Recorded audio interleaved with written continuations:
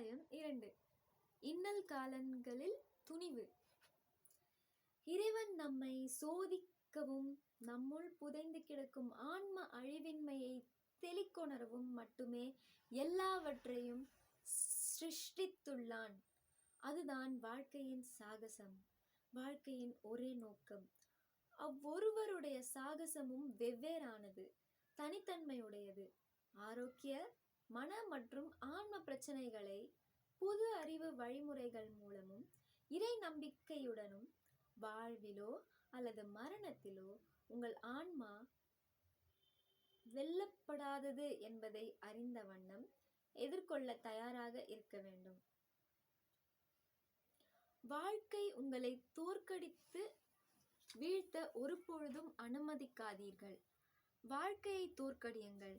உங்களிடம் வலிமையான இச்சா சக்தி இருந்தால் உங்களால் எல்லா கஷ்டங்களையும் வெற்றி கொள்ள முடியும். சோதனைகளின் மத்தியிலும் அபாயமும் நானும் ஒன்றாக பிறந்துள்ளோம்.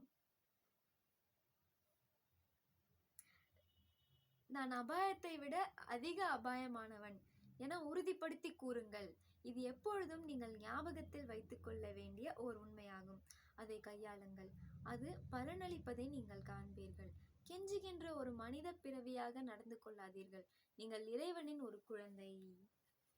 அநேகர் வாழ்க்கையில் ஏற்படும் பல பிரச்சனைகளை கண்டு அஞ்சுகின்றனர். நான் அவற்றை கண்டு ஒருபோதும் அஞ்சியதில்லை. ஏனெனில் நான் எப்பொழுதும் பிரார்த்திப்பது, இறைவா, உனது சக்தி என்னுள் அதிகரிக்கட்டும். உனது உதவியுடன் எனது கஷ்டங்களை என்னால் எப்பொழுதும் வெல்ல முடியும் என்ற ஆக்கப்பூர்வமான உணர்வு நிலையில் என்னை வைத்திருக்கவும்.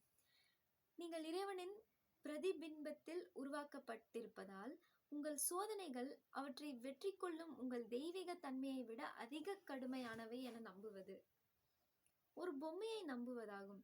நினைவில் கொள்ளுங்கள், உங்களுக்கு நேரும் சோதனைகள் என்னவாக இருந்தாலும் சரி, நீங்கள் போராடுவதற்கு வேண்டிய வலிமை இல்லாதவர்கள் அல்ல.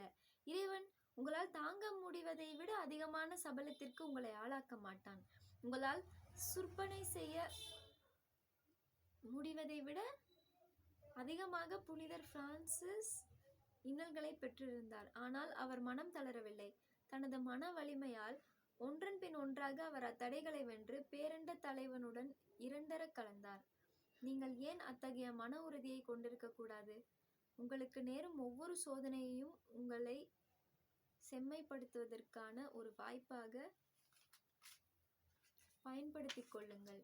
வாழ்க்கையின் இன்னல்களையும் சோதனைகளையும் அனுபவிக்கும் பொழுது பொதுவாக நீங்கள் எனக்கு ஏன் இவ்வாறு நேர வேண்டும் என்று எதிர்க்கக்கூடியவர்களாகிறீர்கள். மாறாக ஒவ்வொரு சோதனையையும் உங்கள் உணர்வு நிலை என்னும் மண்ணை தோண்டி உள்ளுக்குள் புதைந்திருக்கும் ஆன்மீக சக்தியாகிய ஊற்றை வெளிக்கொணரும் கோடரியாக எண்ணுங்கள். இறை குழந்தையாக இறைவனின் பிரதிபிம்பத்தில் உருவாக்கப்பட்ட உங்களுக்குள் மறைந்திருக்கும் சக்தியை ஒவ்வொரு சோதனையும் வெளிக்கொணர வேண்டும். சிக்கல்களிலிருந்து விலகி ஓடுவது மிகவும் சுலபமான தீர்வாக தெரியலாம். ஆனால் ஒரு பலமான எதிரியோடு மல்யுத்தம் செய்யும் போதுதான் நீங்கள் வலிமை பெறுகிறீர்கள். இன்னல்கள் இல்லாதவர் வளர்ச்சி அடைவதில்லை. பிரச்சனைகள் இல்லாத ஒரு வாழ்க்கை வாழ்க்கையே அல்ல. நம்மை செம்மப்படுத்திக் கொள்வதற்காகவும் மற்றும் நமது உள்ளார்ந்த ஆற்றலை மேம்படுத்திக் கொள்வதற்குமான தூண்டும் சக்தியே இல்லாமல் தன்னை வென்றவனாக இருப்பதென்பது உங்களுக்கு எல்லைப்படுத்தப்பட்டுள்ள உணர்வு நிலையை வென்று உங்களுடைய ஆன்மீக ஆற்றல்களை வரையறையின்றி விரிவாக்கி உண்மையிலேயே வெற்றியாளனாக இருப்பதாகும். நீங்கள் எவ்வளவு தொலைவு செல்ல விழைகின்றீர்களோ அவ்வளவு தொலைவு அனைத்து வரையறைகளையும் கடந்து ஒரு உயர்வற்ற வெற்றிகரமான வாழ்க்கையை வாழ முடியும். உங்களை அடைத்து வைத்திருக்கும் அறியாமை எனும் மனச்சிறையை தகர்த்து கொண்டு வெளிவாருங்கள். மாற்று வழியில் சிந்தியுங்கள். விவேகத்தின் எண்ண வாளை கொண்டு உங்களை பிணைக்கும் எண்ண தலைகளை அழித்து விடுங்கள். வாழ்க்கை ஒரு போர் ஆகும். நீங்கள் அதை வெற்றி கொள்ள போரிட வேண்டும். நீங்கள் ஒரு தெய்வம் என நினைப்பதிலிருந்து உங்களை எவர் தடுக்க முடியும்? எவரும் இல்லை. நீங்களேதான் உங்களுடைய ஒரே தடைக்கல். நீடித்த மகிழ்ச்சியை காண வேண்டுமெனில் நீங்கள் ஒரு அழியும் மனிதன் என எண்ணுவதை நிறுத்த வேண்டும். இந்த உண்மையை உங்களுடைய தினசரி வாழ்வில் பயிற்சி செய்யுங்கள். அகத்திலிருந்து ஒரு புன்னகையுடன் உலகத்தினிடம் புன்னகை புரியுங்கள். விரும்பிய மாத்திரத்தில் மகிழ்ச்சியாக இருக்கவும், அகத்தே அந்த மகிழ்ச்சியை என்ன நேர்ந்தாலும் சரி பற்றி கொண்டிருக்கவும் கற்றுக்கொள்ளுங்கள். சிலர் தங்களுக்கு நேரும் சோதனைகளினால் முற்றிலும் சிக்கப்பட்டு விடுகிறார்கள். மற்றவர்கள் தங்களுடைய இன்னல்களையும் பொருட்படுத்தாமல் புன்னகை புரிகின்றனர். வெல்ல முடியாத ஆர்வம் உள்ளவர்கள் எவரோ அவர்கள்தான் வாழ்க்கையில் உண்மையான வெற்றியாளர்கள். எனது சோதனைகள் மிகவும் அதிகமாகும் பொழுது நான் முதலில் எனக்குள்ளேயே புரிந்து கொள்ளுதலை நாடுவேன். நான் சூழ்நிலைகளை குறை கூறுவதில்லை அல்லது மற்ற எவரையும் திருத்த முயல்வதில்லை. நான் முதலில் எனக்குள்ளே செல்கின்றேன். ஆன்மாவின் சர்வ வல்லமையும் சர்வ ஞானமும் கூடிய வெளிப்பாட்டை தடை செய்யும் எதையும் களைவதற்காக என் ஆன்மாவாகிய கோட்டையை சுத்தம் செய்ய நான் முயல்கின்றேன். அதுவே வெற்றிகரமாக வாழும் வழியாகும். தொல்லைகளும் நோயும் நமக்கான ஒரு படிப்பினையை கொண்டுள்ளன. நமது வேதனை நிறைந்த அனுபவங்கள் நம்மை அழிப்பதற்காக அன்று, மாறாக அவை நமது மாசு முழுவதையும் எரிப்பதற்கும் பெருவீட்டிற்கு திரும்புவதற்கும் நம்மை துரிதப்படுத்துவதற்குமாகும். நமது விடுதலைக்கு இறைவனை தவிர வேறு எவரும் அதிக அக்கறை காட்டுபவர் இல்லை. நமக்கும் இறைவனுக்கும் இடையே மாயையாகிய புகைமூட்டம் படர்ந்திருக்கின்றது. மேலும் நாம் அவனை காண முடிவதில்லை என்பது குறித்து அவன் வருந்துகிறான். குண்டு வெடிப்புகள், பயங்கரமான நோய்கள் மற்றும் தீய பழக்கங்களான வாழ்க்கை முறை ஆகியவற்றால் நிரப்பினால் இவ்வளவு அதிகமாக தன் குழந்தைகள் துன்புறுவதைக் கண்டு அவன் மகிழ்ச்சியோடு இல்லை. அவன் நம்மை நேசிப்பதாலும் நம்மை திரும்ப பெற வேண்டுமென விரும்புவதாலும் அவன் இதனை பற்றி வருந்துகின்றான். நீங்கள் மட்டும் இரவில் தியானம் செய்ய முயற்சி மேற்கொண்டு அவனுடன் இருந்தால் அவன் உங்களை பற்றி மிக அதிகமாக சிந்திக்கிறான். நீங்கள் கைவிடப்படவில்லை. உங்கள் ஆன்மாவை கைவிட்டு விட்டது நீங்களேதான். வாழ்க்கையின் அனுபவங்களை உங்களுடைய ஆசானாக நீங்கள் பயன்படுத்தி உலகத்தின் நிஜமான இயல்பையும் அதில் உங்களது பங்கையும் அவற்றிலிருந்து கற்கும் பொழுது அவ்வனுபவங்கள் நிரந்தர முழு நிறைவிற்கும் மகிழ்ச்சிக்கும் பெருமதிப்பு வாய்ந்த வழிகாட்டுகளாக அமையும். ஒரு விதத்தில் துன்பமானது உங்களுடைய மிக சிறந்த நண்பனாகும். ஏனெனில் நீங்கள் இறைவனை தேடுவதை அது தூண்டுகிறது. உலகின் பூரணமற்ற தன்மையை நீங்கள் தெளிவாக காண துவங்கும் பொழுது நீங்கள் இறைவனின் பூரணத்துவத்தை தேட துவங்குவீர்கள். உண்மை என்னவெனில் இறைவன் தீமையை பயன்படுத்துவது நம்மை அழிப்பதற்காக அல்ல, மாறாக அவனது பொம்மைகளிடம் இவ்வுலக விளையாட்டு பொருள்களிடம் உள்ள மன மயக்கத்திலிருந்து நம்மை விடுபட செய்வதன் மூலம் நாம் அவனை தேடக்கூடும் என்பதாகும். துயரம் சீராட்டுவதற்காக நீட்டப்பட்ட தெய்வத்தாயின் திருக்கரத்தின் நிழலே, அதை மறவாதீர்கள். சில நேரங்களில் பேரன்னை உங்களை சீராட்டப் போகும் பொழுது அவளது திருக்கரம் உங்களை தொடுவதற்கு முன்பாக ஒரு நிழல் உண்டாகிறது. எனவே துன்பம் வரும்போது அவள் உங்களை தண்டிக்கிறாள் என்று நினைக்காதீர்கள். உங்களை தன் அருகில் கொண்டு செல்வதற்காக அவளது திருக்கரம் நீட்டப்படும் பொழுது உங்கள் மீது சில அருளாசிகளை கொண்ட நிழல் விழுகிறது. துன்பத்தில் வாயிலாக விரைவாகவும் விருப்பத்துடனும் கற்க விரும்புபவர்களுக்கு அது ஒரு சிறந்த ஆசானாகும். ஆனால் எதிர்ப்பவர்களுக்கும் ஆத்திரமடைபவர்களுக்கும் அது ஒரு கொடுங்கோலானாகிவிடும். துன்பம் நமக்கு பெரும்பாலும் எல்லாவற்றையும் கற்பிக்க முடியும். அதன் பாடங்கள் பகுத்தறிவு, சுய கட்டுப்பாடு, பற்றின்மை, ஒழுக்க நெறி மற்றும் அறிவெல்லை கடந்த ஆன்மீக உணர்வு நிலை ஆகியவற்றை வளர்த்து கொள்ள நம்மை தூண்டுகிறது. எடுத்துக்காட்டாக, ஒரு வயிற்று வலி நம்மை மிகவும் அதிகமாக உண்ணாதிருக்கவும் நாம் எதை உண்கிறோம் என்பதை கண்காணிக்கவும் நமக்கு போதிக்கிறது. உடைமைகள் அல்லது நம் அன்புக்குரியவர்களின் இழப்பினால் வரும் வேதனை இந்த மாய உலகத்தில் இருக்கும் எல்லா பொருட்களினுடைய நிரந்தரமற்ற தன்மையை நமக்கு நினைவூட்டுகிறது. தவறான செயல்களின் விளைவுகளை நம்மை பகுத்தறிவை பயன்படுத்துமாறு கட்டாயப்படுத்துகின்றன. விவேகத்தின் மூலமாக ஏன் கற்றுக்கொள்ளக்கூடாது? அப்பொழுது துன்பம் என்னும் கடுமையாக வேலை வாங்கும் முதலாளியிடமிருந்து தேவையற்ற வேதனை நிறைந்த ஒழுக்க பயிற்சிக்கு நீங்கள் உங்களை ஆட்படுத்திக் கொள்ள மாட்டீர்கள். கீழே பாரத சாஸ்திரங்கள் இறைவன் உருவம் மற்றும் அருமானவன், எங்கும் நிறைந்தவன் மற்றும் எல்லை கடந்தவன் என போதிக்கின்றன. மேலை நாட்டு சாதகர்கள் இறைவனை அவனுடைய தனிப்பட்ட அம்சத்தில் பாரம்பரியமாக பரமபிதாவாக உறவு கொண்டாடினர். பாரதத்தில் இறைவன் ஒரு அன்பான கருணை மயமான பிரபஞ்ச அன்னை என்ற கருத்து பரந்த அளவில் ஏற்றுக்கொள்ளப்பட்டது. பார்க்க சொல்லகராதியில் தெய்வத்தாய் சுதந்திரமான இச்சா சக்தியை தவறாக உபயோகிப்பதன் மூலம் துன்பம் ஏற்படுகிறது. இறைவன் நமக்கு அவனை நாம் ஏற்றுக்கொள்வதற்கோ அல்லது மறுப்பதற்கோ அதிகாரத்தை கொடுத்திருக்கிறான். நாம் இன்னல்களை எதிர்கொள்வதை அவன் விரும்புவதில்லை. ஆனால் நாம் துன்பங்களுக்கு வழிவகுக்கும் செயல்களை தேர்ந்தெடுக்கும் பொழுது அவன் குறுக்கிடுவதில்லை. முன்னெச்சரிக்கையின்றி மற்றும் எதற்காக என்று உங்களுக்கே தெரியாமல் உங்களுக்கு நேரிடும் உடல் சுகவீனம், திடீரென நிகழும் பண இழப்பு அல்லது பிற பிரச்சனைகள் ஆகியவற்றின் அனைத்து காரணங்களுமே கடந்த காலங்களில் இந்த அல்லது முந்தைய பிறவைகளில் உங்களால் உருவாக்கப்பட்டவையே. மேலும் உங்கள் உணர்வு நிலையில் அவை ஓசையின்றி முளைவிட்டுக் கொண்டிருக்கின்றவையாகும்.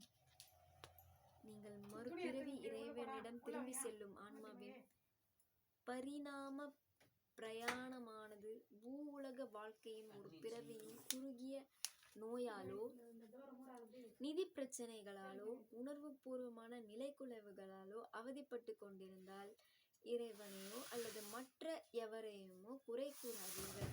பிரச்சனையின் காரணத்தை கடந்த காலத்தில் நீங்கள் உருவாக்கியுள்ளீர்கள். மேலும் அவை வேரோடு பிடுங்கி எறிய நீங்கள் இப்பொழுது ஒரு மாபெரும் உறுதி எடுத்துக்கொள்ள வேண்டும். மிக அதிகமான மக்கள் விதிவசம் என்ற மனப்பான்மையை பின்பற்றி கர்ம வினையின் பொருளை தவறாக விளக்குகின்றனர். நீங்கள் கர்ம வினையை ஏற்றுக்கொள்ள வேண்டியதில்லை. முன்பு நீங்கள் ஒருவரை அடித்திருக்கின்ற காரணத்தால் அவர் உங்களை பின்னால் நின்று கொண்டு உங்களை காயப்படுத்த தயாராக இருப்பதாக உங்களுக்கு கூறும்போது நீங்கள் பணிவாக, நல்லது, இது என்னுடைய கர்ம வினை என்று கூறி அவர் உங்களை தாக்குவதற்காக காத்திருந்தால் நிச்சயமாக நீங்கள் அடி வாங்குவீர்கள். நீங்கள் அவரை சாந்தப்படுத்த ஏன் முயலக்கூடாது? அவரை சமாதானப்படுத்துவதன் மூலம் நீங்கள் அவரது வெறுப்பை குறைக்கலாம் மற்றும் உங்களை தாக்க நினைக்கும் அவரது விருப்பத்தை கலைத்து விடலாம். வாழ்நாள் காலத்தில் நிகழ இயலாத வளர்ச்சி, சாதனை மற்றும் முழு நிறைவு ஆகியவற்றிற்கு மீண்டும் மீண்டும் வாய்ப்புகளை அளிக்கிறது பார்க்க சொல்லகராது. காரண காரிய விதிமுறையினால் ஆளப்படுகின்ற கடந்த வினைகளின் விளைவுகள். மனுஷன் எதை விதைக்கிறானோ அதையே அறுப்பான். கலாத்தியர் 6:7 பைபிள் பார்க்க சொல்லகராது. உங்களது செயல்களின் விளைவுகளுக்கு மனத்தை கீழ்ப்படிய அனுமதிக்காத பொழுது உங்களை துன்புறுத்த அவை மிகவும் குறைந்த வலிமையை கொண்டிருக்கும். இதை நினைவில் கொள்ளுங்கள்.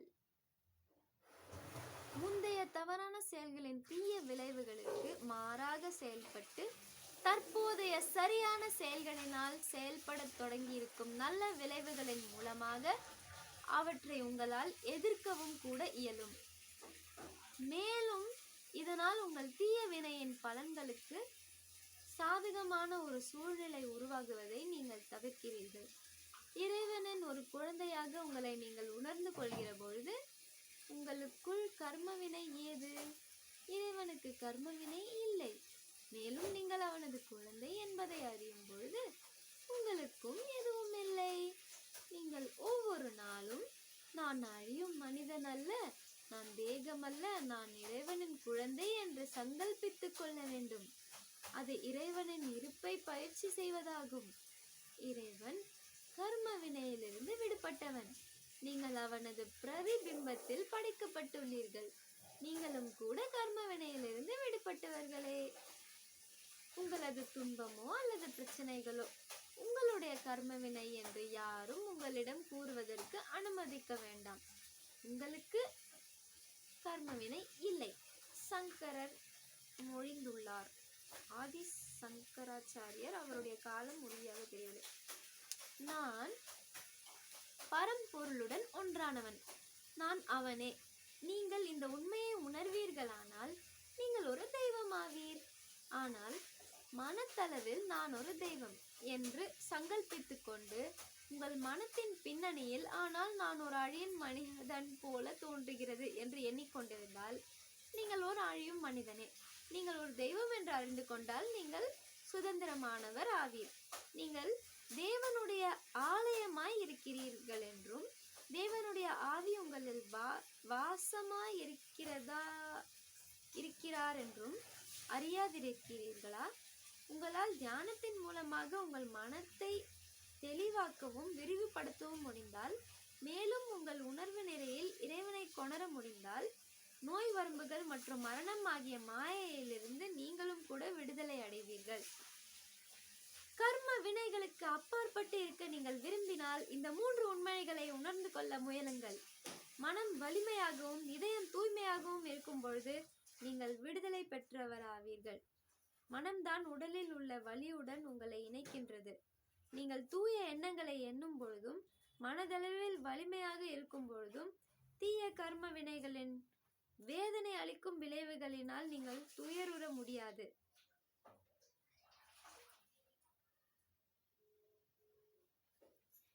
இது நான் கண்டறிந்துள்ள மிகவும் உற்சாகம் அளிக்கும் ஒரு விஷயமாகும். ஆழ்மன உறக்கத்தில் நீங்கள் விடுதலை பெற்றவராவீர்கள். இறைவனோடு அடையாளப்படுத்தி கொண்ட ஆனந்த பரவச நிலையில் நீங்கள் இருக்கும் பொழுது உங்களுக்கு கர்மவினை இல்லை. அதனால்தான் மகான்கள் இடைவிடாமல் பிரார்த்தனை செய்யுங்கள் என்று கூறுகின்றனர். நீங்கள் தொடர்ந்து பிரார்த்தனையும் தானமும் செய்யும் பொழுது நீங்கள் எந்த துன்பங்களும் உங்களை எட்ட முடியாத உயர் உணர்வு நிலை பிரதேசத்தினுள் சென்று விடுவீர்கள். இந்த முறைகளால் நீங்கள் கர்ம வினைகளிலிருந்து இக்கணத்திலேயே விடுதலை அடைந்து விட முடியும். கர்ம வினையின் துயரங்கள் உங்களுக்கு தொல்லை கொடுக்கும் பொழுதெல்லாம் உறங்கச் செல்லுங்கள், அல்லது தூய்மையான எண்ணங்களை சிந்தித்து மனதை எஃகு போன்றதாக்கி உங்களுக்கு நீங்களே நான் இவை அனைத்திற்கும் அப்பாற்பட்டவன் என்று சொல்லிக் கொள்ளுங்கள். அல்லது எல்லாவற்றிலும் மிக சிறந்தது ஆழ்ந்த தியானத்தில் உயர் உணர்வு நிலையில் தெய்வீக நிலையுள் சென்று விடுங்கள். அந்த உணர்வு நிலையில் ஆனந்தம்தான் உங்கள் ஆன்மாவின் உணர்வு நிலையின் மிக உன்னத நிலையில் இறைவனை பற்றிய நேரடி அனுபவம் பெறப்படுகிறது. உணர்வு நிலை என்பது உடல் மற்றும் அதன் புற சூழல்களை பற்றி அறிந்திருப்பது. ஆழ்மன உணர்வு நிலை என்பது உறக்கத்திலும் மற்றும் ஞாபக சக்தி எனும்படியான மன செயல்பாடுகளிலும் இயங்குகின்ற உள்மனமாகும். உயர் உணர்வு நிலை என்பது அறிவெல்லைக்கு அப்பாற்பட்ட மிக உயர்ந்த மனம் அல்லது ஆன்மாவின் ஆன்மீக உணர்வு நிலை பார்க்க சொல்லகராது இயல்பான நிலையாகும். ஆனால் உங்கள் உடலுடன் நீண்ட காலமாக அடையாளப்படுத்தி கொண்டிருந்து விட்டால் உங்கள் உண்மையான இயல்பை மறந்து விட்டீர்கள். ஆன்மாவின் அந்த துன்பமற்ற ஆனந்தமயமான நிலை மீண்டும் அடையப்பெற வேண்டும். ஆன்மாவின் இயல்பு தனித்துவமாக்கப்பட்ட பரமாத்மாவாக பரமானந்தமாகும்.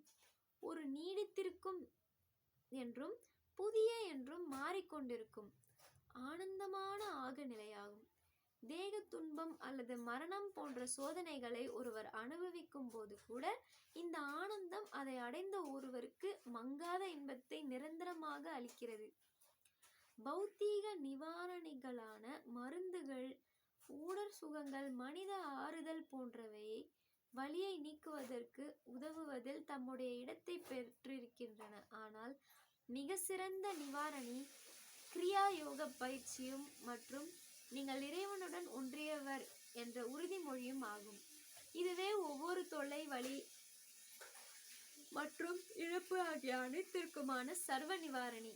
அனைத்து தனி மனித மற்றும் கூட்டுவினை உள்முகமான இறை தொடர்புக்கான விஞ்ஞானபூர்வமான உத்தி கிரியா யோக விஞ்ஞானம்.